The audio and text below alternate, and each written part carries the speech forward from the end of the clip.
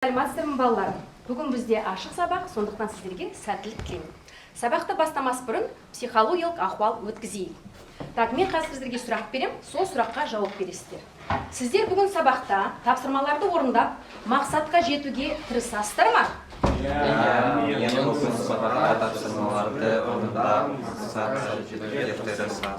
Жақсы, мақсатқа жетсіздер, отырыңыздар. Сонымен, біз бүгін сабақта электронды үкімет тақырыбын ары қарай жалғастырамыз. Өткен сабақта бізде бірінші сабақ болды, бүгін екінші сабақ. Яғни өткен сабақта біз сіздермен қандай мәтінмен жұмыс жасадық? Аудио мәтінмен, дұрыс айтасың, Аня. Бүгін біз оқылым мәтін негізінде осы тақырыпты қараңыздар. Оқылым мәтінінен негізгі және қосымша ақпараттарды анықтап, факті мен көзқарастарды ажыратасыз, мәтін идеясымен байланысын анықтайсыз. Содан кейін біз сіздермен құрмалас сөйлемді өтіп жатырмыз, иә? Сол құрмалас сөйлем негізінде сіздер синтаксистік талдау, толық синтаксистік талдау жасайсыздар. Жақсы, енді тақтаға назар аударыңдар. Бүгін бізде бағалау, мынау бағалау парағы негізінде өтеді. Бүгін сабақта сіздер қараңыздар. 5 түрлі тапсырма орындайсыздар, иә? Сол тапсырмалар негізінде балл жинайсыздар. Жалпы балл 7 балл. Сол 7 балға 3 балл қосамыз да, сосын біздің сабағымыздың балы шығады. Әр тапсырмада әр түрлі балл, 2, 1, 2, 1, 1 балл. Түсінікті, иә? Осы жерде мен өзім белгілеп отырамын, қанша балл алатындарымды. Қазір үй жұмысын тексерейік. Сонымен, үйге қандай тапсырма берілді? Үйде не істеу керек болды? Ани? Дұрыс. Яғни сіздер аудио мәтін негізінде өткенде біз сұрақтарға жауап бердік, сол бойынша жұмыс жасадық, иә? Үйде сіздер қосымша сұрақ құрастыру керек еді. Ал осы үй тапсырмасын біз сіздермен WordWalk платформасы негізінде орындайық. Яғни кім бірінші сұрақ құрастырады, соған назар аударыңдар. Ал енді ең бірінші бізде кім болады? Так, ең бірінші Владислав. Ал Владислав, сұрақты кімге қоясыз? Андрейге қоясыз. Андрей. Так, қатты. Елімізде қанша мемлекеттік онлайн формада қызмет көрсетеді? Елімізде 121 мемлекет онлайн формада қызмет көрсетеді. Так, жауап дұрыс па? Жақсы. Так, келесі қарай. Так, келесі бізде кім болады? Келесі бізде Андрей, е? Ал Андрей, сұрағыңыз кімге қоясыз? Кімге сұрақ қоясың? Валераға. Валера. Сипатталған қызмет қай елдерде қолданылады? Электронды қызмет Швеция, Ирландия, Дания елдерінде ең алғаш қолданылады. Так, жақсы. Келесі. Так, келесі бізде. Так, Аня, так, сіз? Тоқта, Аня, кімге сұрақ қоясың? Владиславқа, е? Электронды үкімет кезде қандай артықшылығы пайда болды? Так, артықшылығы, жақсы. Мемлекеттік органдарға кезек қысқарып, азаматтар керек, өздеріне керек құжаттарды тез алады. Тез алады, жылдам және тез алады. Жақсы. Аня, келісесің ғой, иә, жауаппен? Так, бізде кім қалды? Так. Ал Дима. Так, сұрағыңызды кімге қоясыз? Аннаға. Аннаға, иә?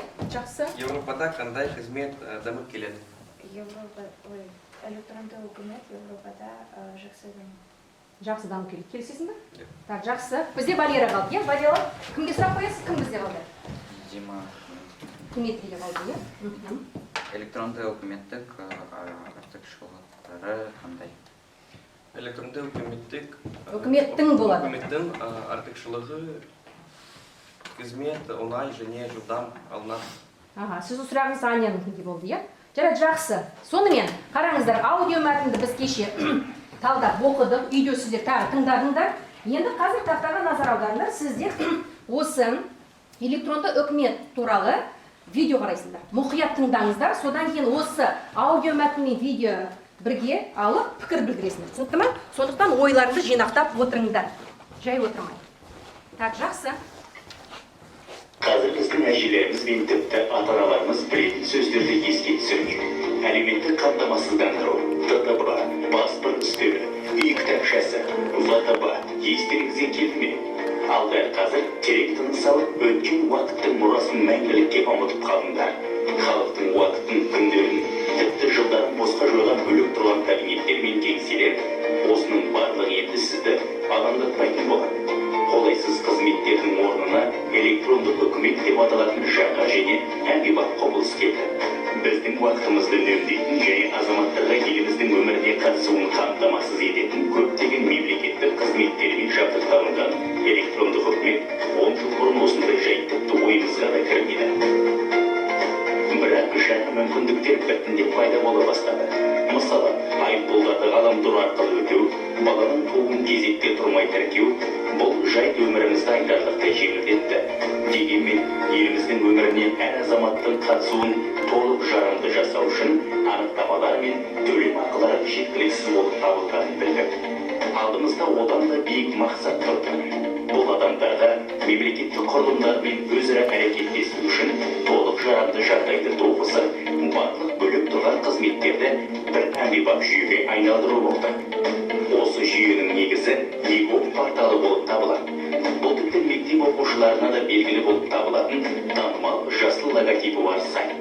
Жеке әлде заңды тұлға болуына қарамастан кез келген қазақстандықтың қызметтер мен кеңес берудің аса ауқымды тізіміне қол жетімділігін алу үшін компьютер мен ғаламтордың болуы жеткілікті болады. 2016 жылы мемлекетіміздің ең үлкен порталына 10 жыл толды. Осы уақыт аралығы ішінде 5 миллионнан астам адам ЕГОВ қолданушылары болып, оларға шамамен 130 миллион қызметтер көрсетілді. Және де бұл таңқалдырарлық жаңалық емес, өйткені ЕГОВ адам өміріндегі бүкіл аспектілерде қосақталып жүреді ғой. Жақсы. Ал аудио мәтінді еске түсіреміз. Мынау видеоны негізге аламыз. Пікір білдіреміз. Кімде пікір дайын? Дима? Жақсы. Ел үкіметі енгізу бағдарламасы 2014 жылы 10 қарашада президенттің жарлығымен бекітілді. Яғни 2004 жылдан бастап ЕГОВ қолданысқа енгізілді, иә? Жақсы. Тағы да кім қосады? Аня? Электронды үкімет мемлекет атқаратын барлық қызметтер мен функцияларды электронды түрі. Жақсы. Яғни электронды онлайн түрде аламыз қызметтерді. Жақсы. Тағы да кім? Ал Андрей? 2006 жылы сәуірде электронды үкіметтің ЕГОВ.кз порталы іске қосылды. ЕГОВ 2006 жылы, яғни 2004 жылы егер президент қол қойса, 2006 жылы іске қосылды. Жақсы. Тағы да ал? Ойден шықпай ақ онайыры жылдан қызметтің 250-ге жуық түрін алуға болады. Бүгін біз сіздер бірнеше түрмен танысасыздар. Валера қалды, иә? Электронный үкімет мобильді қосымшасы да бар, яғни қалта, телефон арқылы ақпаратты алуға болады. Яғни сіздер қалта телефонынан арқылы осы ЕГОВ платформасын қолдануға болады, иә? Жақсы, отыра ғой. Ал енді біз бүгін оқылым мәтініне назар аударамыз. Оқылым мәтініне қазір танысамыз, содан кейін сол бойынша топтық жұмыс жасайсыздар. Ал мәтінді ашамыз. 128 бет. 128. Бастайық. Ал Аня баста. Мұқият қатты оқимыз. 21 ғасыр ақпараттық коммуникациялық технология құрыштар дамыған ғасыр. Заманауи ақпараттық технологияларды арқасында Қазақстан электронды үкімет пайда болды. Электронды үкімет мемлекеттік билікті алмастырмайды. Электронды үкімет дегеніміз мемлекет атқаруы тиіс барлық қызметтің электронды түрі. Дмитрий. Бұл ақпараттық технология арқылы азаматтар мен ұйымдарға сапалы әрі жылдам қызмет көрсетуге бағытталған. Осылайша электронды үкімет арқылы мемлекет азаматтармен қарым-қатынасқа түседі. Электронды өкімет билік пен халықтың, билік пен бизнестің басқа да ұйымдардың арасында кері байланыс орнатады. Кез келген Так, ары қарай, Андрей. Кез келген азамат интернет арқылы мемлекеттік билік органдарын сайтына кіре алады. Еліміздің Қазақстанның электронды үкімет порталы бар. Электронды үкіметтің егов.kz сайтына кіріп, адамдар қажет ақпаратты тауып алады. Сайтына министрліктің аты, жолы, өмірбаяны, жұмыс кестесі, ведомствоның қызметі туралы ақпарат бар. Электронды пошта арқылы кез келген ведомство министрге, мемлекет басшысына хат жазуға болады. Влад? Азаматтар ойден шықпай егов.kz сайтына кіріп, түрлі анықтамалары ала алады, заңды тұлғаны тіркейді. Электронды үкімет бірінші мемлекеттік қызметті алу, бұл мекенжай туралы анықтама алу, жылжымайтын мүліктің бар жоғы туралы анықтама алу, баланың толуын тіркеу, тағы басқа. Екінші коммерциялық қызмет, бұл теміржол не әуе билетін броньдау, ұялы байланыс қызметіне ақы төлеу. Үшінші өтініш беру лицензия алу, бұл бизнесте тіркеу, несие есебін тіркеу, тағы басқа. Төртінші бюджеттік төлемді төлеу, бұл салық төлеу, айыппұл төлеу, жүру ережесін бұзғаны үшін тағы басқа қызмет көрсетеді. Валера? Қазақстанда ДДМ елдерінің арасында электронды үкіметтің дамуы қолданылады. Жағынан алдыңғы Орындар. Орында электронды үкімет халық пен биліктің арасын жақындатып, демократиялық қатынастардың дамуына ықпал етіп тұр. Ал енді осы мәтінге назар аударсаңдар, бірінші азат жолында біз өткен тақырып, екінші азат жолында, яғни осы электронды үкімет порталында азаматтарға қандай қызмет көрсетеді? Сол негізінде сіздер қазір постер жасайсыздар. Мына жерге топтық жұмыс орындаймыз, мына жерге өтіңіздер, толықтықтарыңызды алыңыздар. Түсінікті ме? Қандай түрлері туралы оқыдық, сол ғана туралы жазасыздар. Оқыдық бойынша. Бұған сіздерге 5 минут уақыт беріледі. 5 минут уақыт кетті.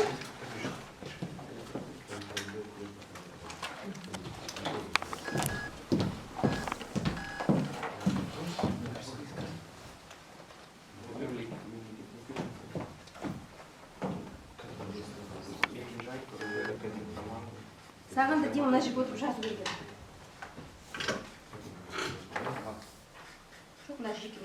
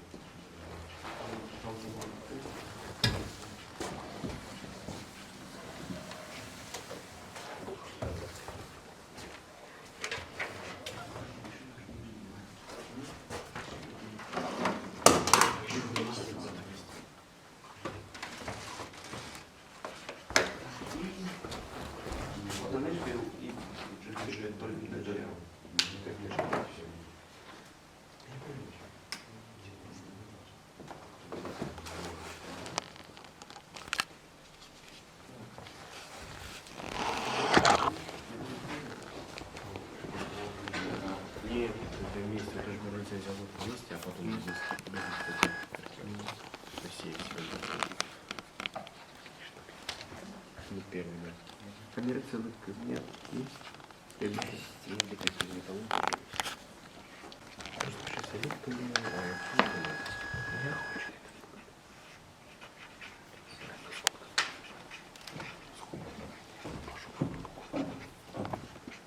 Так, Влад, пиши, бизнес ты тіркеу. Подожди.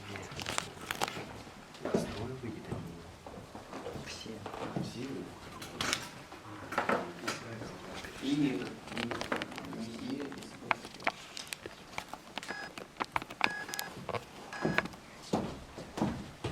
Так, қалай? Орында жатсыздар ма? Тапсырма қиын емес пе?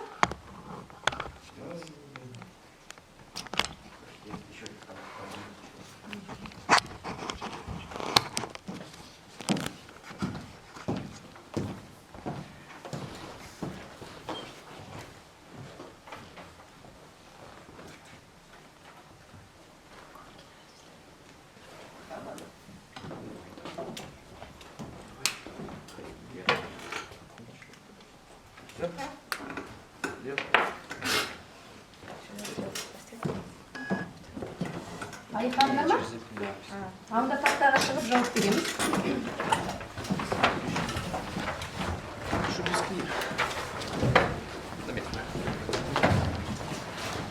Громко говори.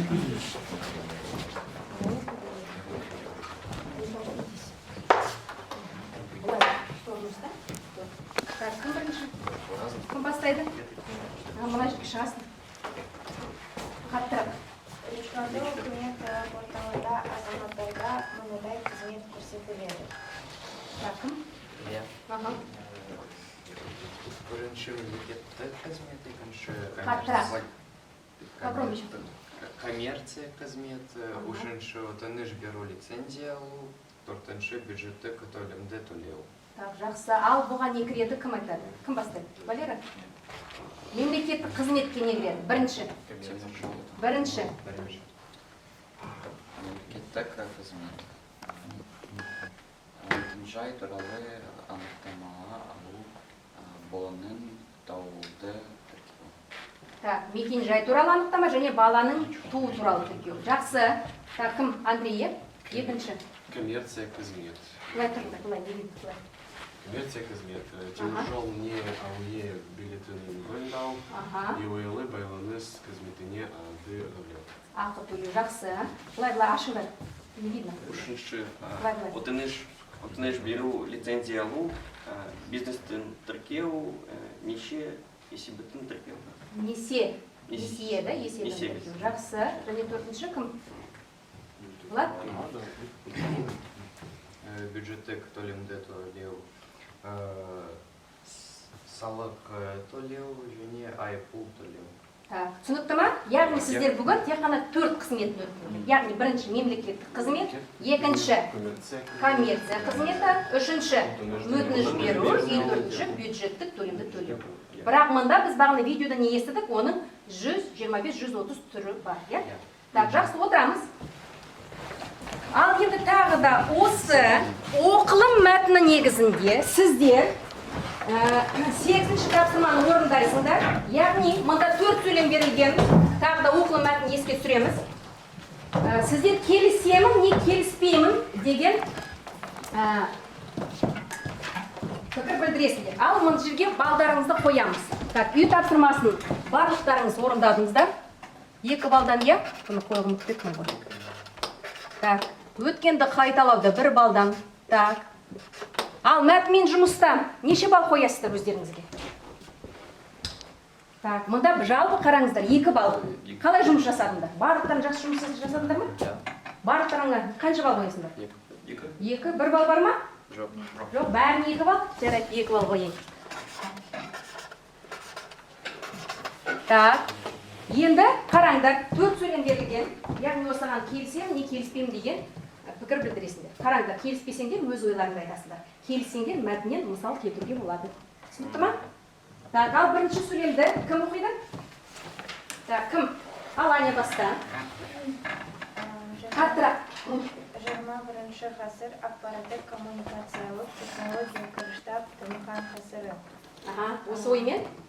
Мен келісемін, себебі заманауи ақпараттық технологиялардың арқасында Қазақстанда электронды үкімет пайда болды. Так, жақсы. Екінші сөйлем? Кім? Ал Андрей. Электронды үкімет билік пен халықтың билік пен бизнестің арасында кері байланыс орнатады. Мен келісемін, себебі электронды үкімет арқылы мемлекет азаматтармен кәрі қылмысқа түседі. Так, жақсы. Үшінші сөйлем кім? Мен. Ал, Дмитрий. Кез келген азамат интернет арқылы мемлекеттік билік органдарының сайтына кіре алады. Мен келісемін, себебі электронды үкіметтің егов.kz сайтына кіріп адамдар қажет ақпаратты тауып алады. Тауып алады. Тағы осыған қосуға бола ма? Аха, Влад. Сайта министрлердің аты жөні өмірбаяны жұмыс кестесі ведомствоның қызметі туралы ақпарат бар. Яғни содан бәрін алуға болады, иә? Так, төртінші бізде Валера қалды, иә? Ал, Валера. Электронды үкімет халық пен биліктің арасын жақындатады. Мен келісемін, себебі демократиялық қатынастардың дамуына ықпал етеді. Жақсы.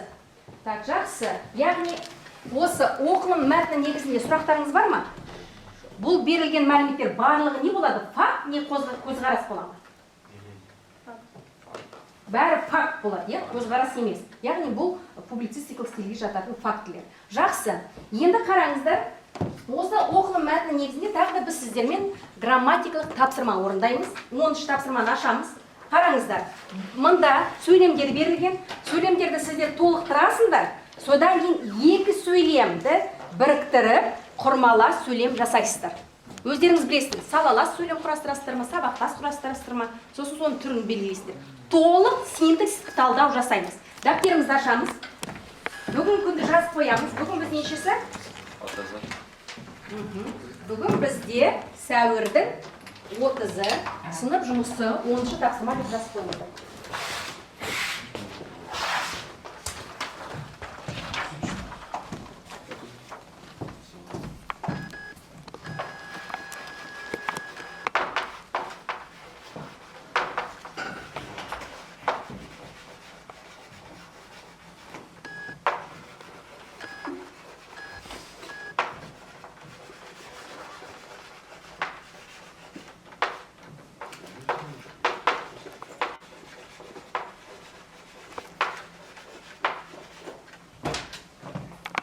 Ал мұқият оқимыз. Так, бірінші сөйлемде қандай сөз келеді? Қандай сөз? Мемлекеттік билік. Мемлекеттік билік. Неге билік? Билік органдарының. Жақсы. Ал екінші сөйлем? Тауып алады кіз. Етістік, иә? Енді осы екі сөйлемді біріктіріп, құрмалас сөйлем жасайық. Кім жасайды? Ал кім тақтаға шығады? Аня? Анядан бастаймыз ба? Жарайды, Аня шыға ғой.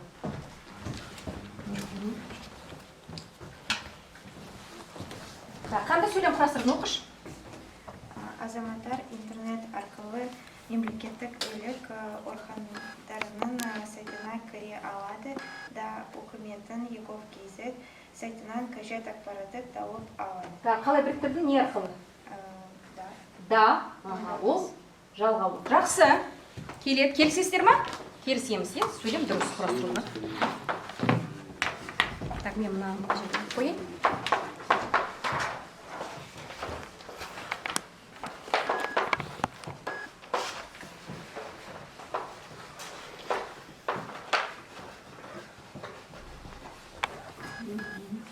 Сіздер алға қарай жазып талдай беріңдер, жақсы ма? Иә. Так, мына жерге келісу келіспеу үшін балдарымды қосып қояйын. Ал қараңыздар, барлық тапсырмада бүкіл балдарын жинап атсыңдар. Енді ең негізгі талдау жұмысы, иә? Осыдан қараңыздар, қанша дұрыс жауап берсеңіздер, сонша бал жинайсыздар.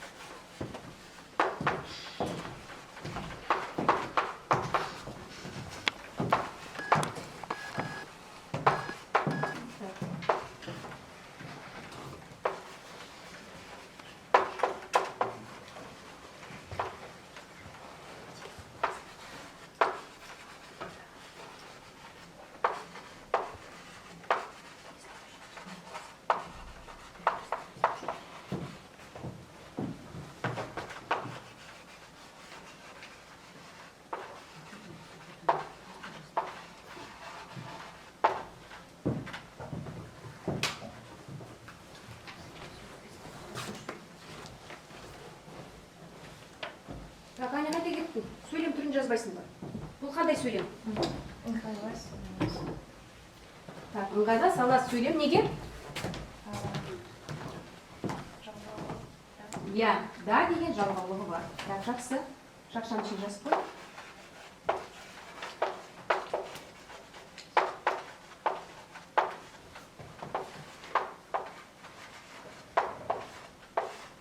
Так, жақсы. Отыра ғой. Так, кім талдайды? Енді талдайық. Кім бастайды? Ал, соңғы сөйлемнен бастаймыз. Ал, Дима шық. Соңғы сөйлемнен бастаймыз. Не табамыз? Ең алдымен соңғы сөйлемнен, последний. Не табамыз? Сұрақ қоямыз. Вопрос. Смотри на окончание. Не істеді. Не істейді? Погромче. Не істеді. Тауып. Тауып алады. Бұл не? Баяндауыш. Баяндауыш. Так, енді не табамыз? Бастауыш. Бастауыш. Будь внимательным. Кого прозадаешь? Кім? Кімде. Кімдер. Кімде. Не кім или не. Здесь задаем кімдер. Кімде. Где она может стоять? В начале. Само? В начале. Ищи. Айтына. Жоқ. А. Дима, не теряйся, что с тобой? Иногда может быть бастауш быть и в первом, и во втором. Один бастауш быть и в первом, и в втором. Ну, Тогда что вот. ты теряешься? Азаматтар, я? Потому что тауып алады. Кімдер? Азаматтар. Это у нас бастауш. Так, екінші жай сөйлемнің... Ага. Баяндаушы тап. Кіре алады. Бұл не? Потерял. Баяндауыш. Баяндауш. Кіре алмайды. Баяндауыш. Отыра ғой. Яғни, бастауыш пен баяндаушыны тапты. Отыра ғой. Так, келесі кім шығады? Андрей.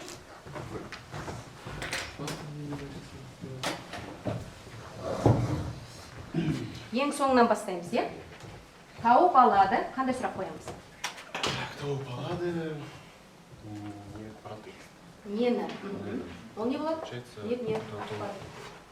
Молодец, тауыш. Потом от какого слова даем? От проты. Какой? Коты. Қандай, молодец. Не болады? Анықтауыш. Анықтауыш. Теперь возвращаемся куда? Тауып алады. Задаем вопрос на окончание. Смотри. Қай? Да. Вместе видим. Нет. Пысықтауыш жақсы. Енді қай сөзден сұрақ қоямыз? От какого слова задаемыз? Нет. От? Сайты. Қандай сұрақ? Қандай, қандай? Ненің? Анықтауыш. Анықтауыш. Так, бірінші сөйлем талдадық, жақсы отыр. Так, Влад.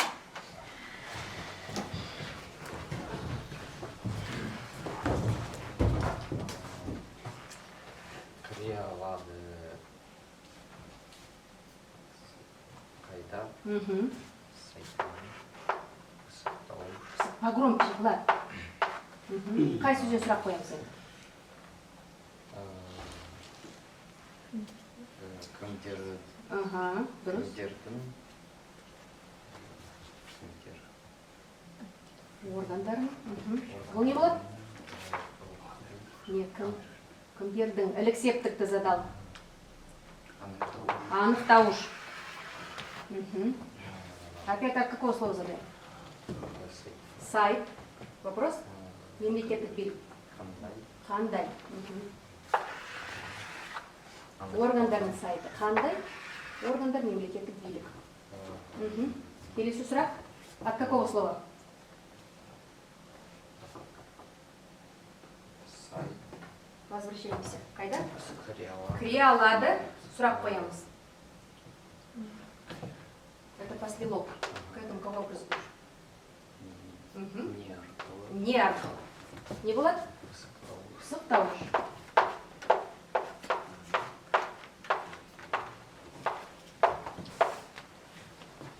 Так, жақсы. Синтаксис талдау талдадық. Осымен болды ма? Жоқ, иә? Тағы да не істеу керек? Нені табу керекпіз? Сөздердің байланысу тәсілдері және түрлері. Так, еске түсіреміз. Ал, еске түсірейік, сосын талдаймыз. Так, қандай тәсілдері бар? Жалғау арқылы вспоминаем. Сосын орын тәртібі, сосын Киісу. түрлері. Шылау арқылы и төртінші интонация арқылы. Дұрыс. Так, 5 түрі бар. Қандай? Қиысу, меңгеру, матасу, қабысу и жанасу. Так, еске түсіреміз. Так, кім шығады? Бірінші. Давай, Аня, сізден бастайық. Так, байланысу несін қай жерге жазамыз? Мына жерге жаз, мына жерге. Мына жерге қалай? Мына жерге. Бірінші. Один стай. Азаматтар Корея алады. Так, жақсы.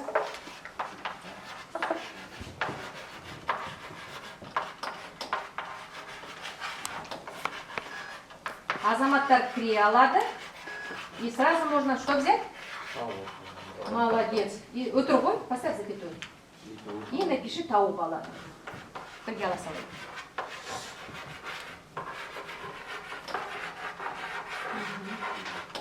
Так, бұл Орын тәртібі. орын тәртібі.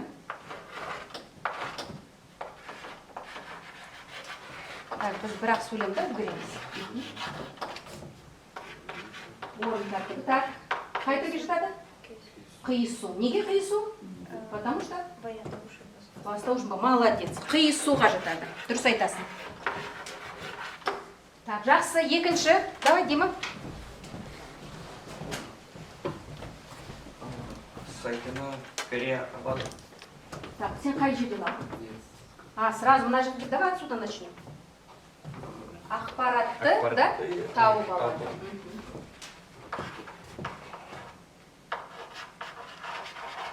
И сразу давай, ақпаратты тауып алады, өтір ғой, и вот это тоже возьмем. Ақпаратты тауып алады. Бірге аламыз, жақсы ма? Өйткені бізде екі жай сөйлем ғой. И өтір. Поставь запятую, то, что говорим. Сайтына Корея алады. Бұлар бірдей. Так, жақсы. Ал, Дима, бұл? Жалғау арқылы. Молодец, жалғау арқылы. Сызық шабы. Так. Түрі? Меңгеру. Меңгеру. Неге меңгеру? Почему меңгеру? Ну, по жалғау. Септік жалғаулар, да? Так, меңгеру. Так, жақсы. Так, кім шығады, Андрей?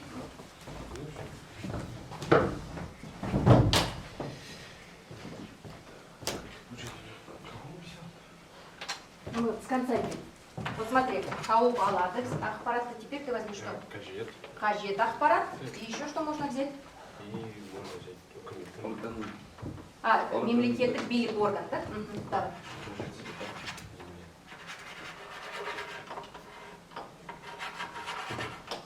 Мемлекеттік билік орган.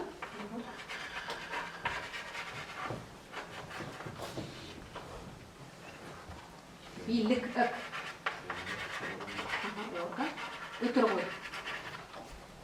И екінші? И қажет. Қажет ақпарат.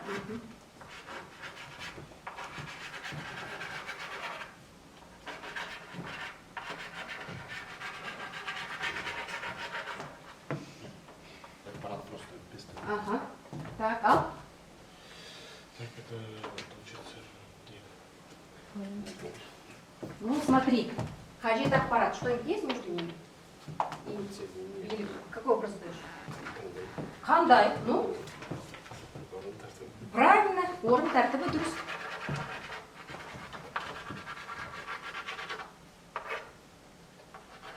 Раз задал қандай?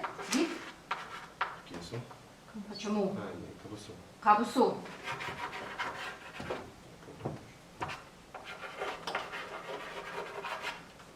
Қараңдар, әр не деп екеуден алды, иә?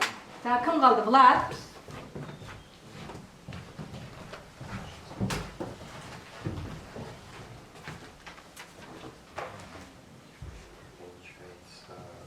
Так, не қалды бізде? Қара, тауып отыр, ақпаратты алды, қажет ақпарат алды, не қалды? Сайтынан ақпаратты. Егов KZ сайтынан не істеді? Тауып алды, да? И еще все, да? Давай.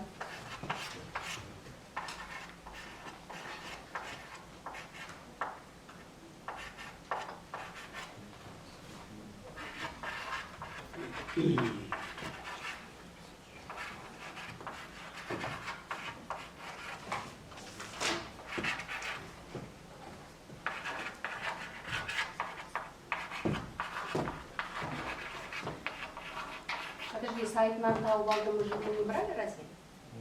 А, ақпаратты тауып, да?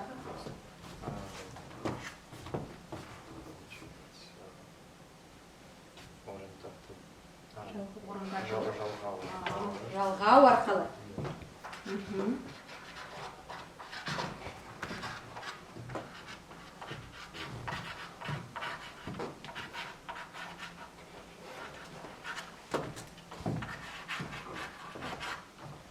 Так.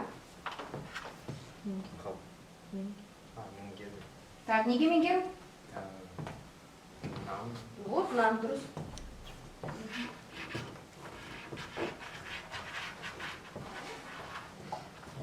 Так, Валера, мына жерге жазасың да? Так, Валера, мына жерге. Так, қараңдар неше? Так, 5-ші, да, бізде? Вот здесь пиши, что? Интернет арқылы. Интернет кіре алады. Жақсы. Интернет арқылы кіре алады.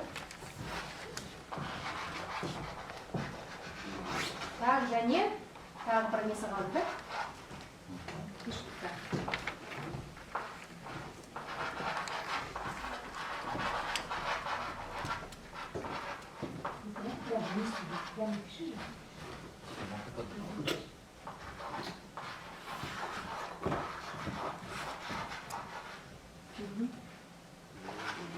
Так, все, бұл не болады, сызықша. Так. Ну, интернет арқылы, вот на это обращаешь внимание, арқылы. Шлау арқылы, молодец.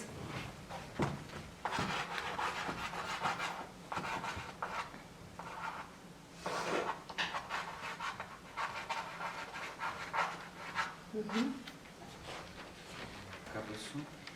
Так, мұнда қабысу болады.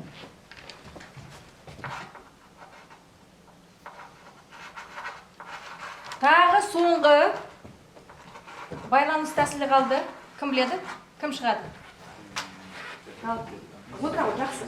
Қараңдар, не қалды?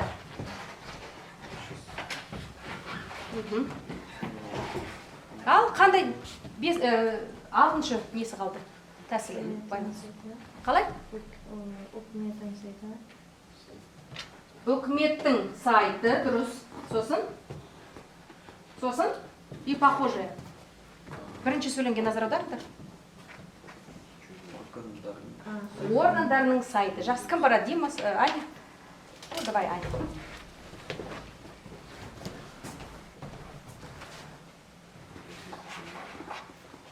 Сняма?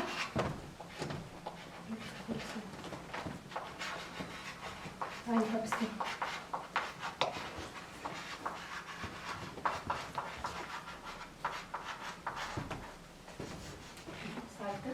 Другой.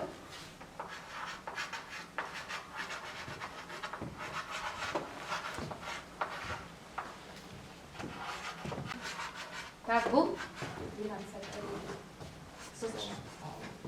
Так. Жалғау арқылы, дұрыс. Ал назар аударды жалғау арқылы, бірақ мұнда қандай жалғау? Түрі? Матасу. Мен айттым ғой, мұқият болыңдар деп. Так, жақсы. Қараңдар, толық синтаксис талдау жасадық.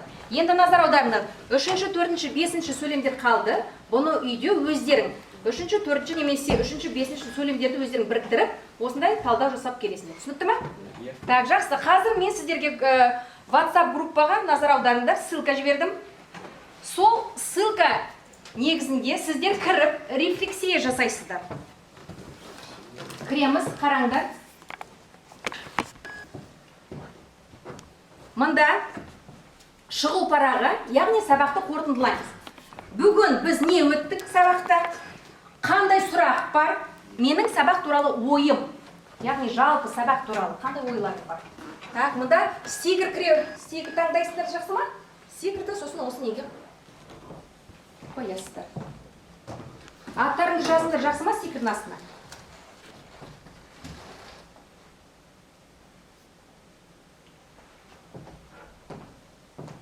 Так, жақсы. Так.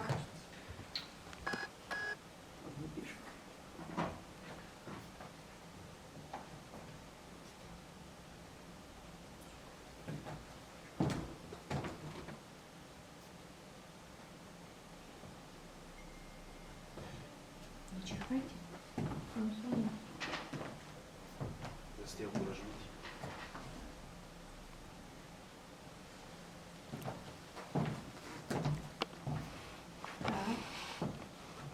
Бірінші, бізде, так, кімде сұрақ бар? Бар ма сұрақ? Сұрақ кімде бар?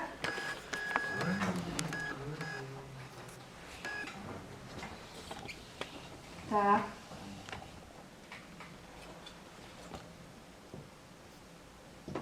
Мен мақсатпен жете алдым бола ма? Мен мақсатқа болмаймын.